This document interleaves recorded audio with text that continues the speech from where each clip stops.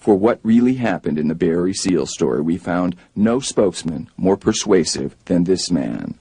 The government testified in the trial that he was responsible. You know how big a freight car is? I unloaded a freight car as a kid. I know how big they are, okay? That he introduced into the southeastern United States in a period of 3 years 8 freight cars, 8 full freight cars of cocaine. This man is the witness we found who hadn't been gotten to before we interviewed him.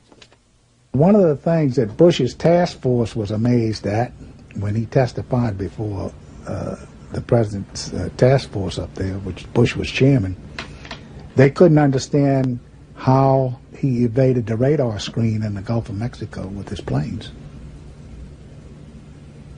And he laughed at him. He never did really explain, but he laughed at him and said that wasn't a problem at all. He's also the witness to secrets about Barry Seal, who is seemingly immune to intimidation or threats. Why were you trying to subpoena the CIA? Because we felt like they had documents, exhibits, and evidence that would indicate complicity in this assassination. His name is Sam Dalton, and he was the attorney who represented the Colombian hitmen who assassinated Barry Seal in the penalty phase of their trial. He had his own air-sea rescue operation. He didn't have to call on anybody. Like I say, no problem. Everything, he was prepared for everything. He was running a small airline. Yeah. Difficult to do without somebody saying. And landing this big cargo plane right in Baton Rouge, loaded with cocaine. That was the C-120. That was common knowledge too, was it not? Oh, I think so, sure. Certainly, all the personnel at the airport knew what was going on. Through discovery, he gained access to something more valuable than gold, the contents of the trunk of Barry Seal's Cadillac on the night he was assassinated. If it hadn't been for a good state judge with enough courage to back the federal government up, we'd have never gotten inside that trunk. He made them give us that trunk back. And obviously, they had ransacked that trunk and some of the things we didn't get back, but they had missed a few things that indicated just how valuable that trunk was. Something the FBI wanted you to never know about. They went into the Baton Rouge police office and literally, physically seized that trunk from the Baton Rouge police and walked out with it. The Baton Rouge police probably would have had to draw their guns to keep possession of that trunk. And actually, the Baton Rouge police should have done that, but they didn't.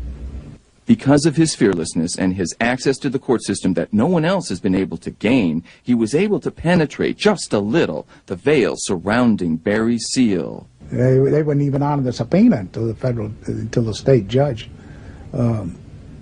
really backed them up and threatened to hold them in contempt. So it took a state judge threatening to hold the FBI in contempt for them to give you what you should have had as part of discovery. Right. And when you saw the contents of what was in that trunk, they were obviously in a ransack condition? Oh, yeah. Oh, yeah. And that's where that phone number was. Well, the only thing I can conclude is because they were talking to each other very seriously over probably what was a secured phone number. A secured phone. And Barry Seals was in direct contact with Bush. What you're about to hear now may shock you. It did me. Barry Seals was delivering arms and money to the Contras. And one of the things that really turned us on about that premise was Barry Seals' ability to buy a surplus minesweeper from the government. No, wait a minute. Barry Seal, a drug smuggler, bought a minesweeper from the government? It was formerly named the Stock, and the name was changed to the Conda. And he was delivering money to a naval architect to refurbish it for use. How did you find out about the minesweeper? Well, my investigation led me to a transcript of the IRS. So we just felt like that was too close to the federal government to be done in that fashion, without the federal government knowing full well and having plans of its own for the Contras and the use of that minesweeper in connection with the Contras. When the jurors were done listening to him, some of them even wanted to reverse their verdict. We started the penalty phase like 3 o'clock in the evening, and we knocked off about 6:30, I think.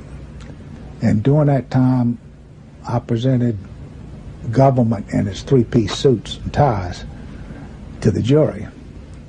And that presentation with 3 government witnesses was so powerful that the next morning when we came to court, the judge called us into his chambers and said he had 2 notes from 2 different jurors wanting to change their verdict on the guilt phase to not guilty.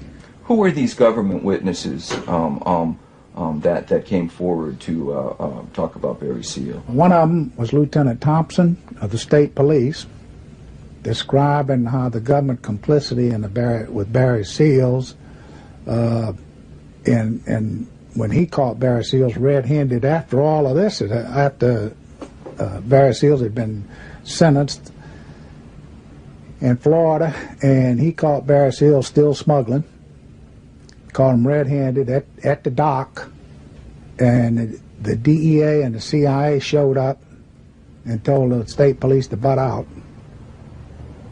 and took over the operation. So a wily old New Orleans lawyer pierced the massive government conspiracy to smuggle drugs into this country. Barry Seals wasn't told to cooperate with the DEA officer. The DEA officer was told to cooperate with Barry Seals. And if you'll read that IRS transcript, you'll realize that he was running the DEA operation in Miami, Florida. He was flying out of Florida with DEA money, millions of dollars, hundreds of thousands of dollars, of which the DEA has never accounted for. Nobody knows what happened to him. And he was flying that money out on his own, with his own airplane, and doing his own thing at all these times. Barry Seal was not just a casual part of our nation's covert intelligence. He was right underneath Oliver North. He helped direct it. When government involves itself in activities like the CIA and start subverting natural events in the natural course of history, that's where government itself becomes the criminal.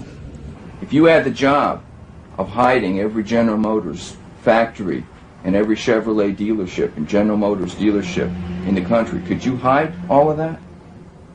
Unless it was in plain sight? Of course not. So this whole thing is hiding in plain sight, isn't it? Yeah, sure it is. Absolutely.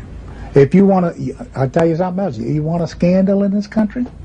Investigate retired DEA agents. Investigate their net worth and put it all together. If the American people don't make its government start behaving soon, we're going to reach the point of no return.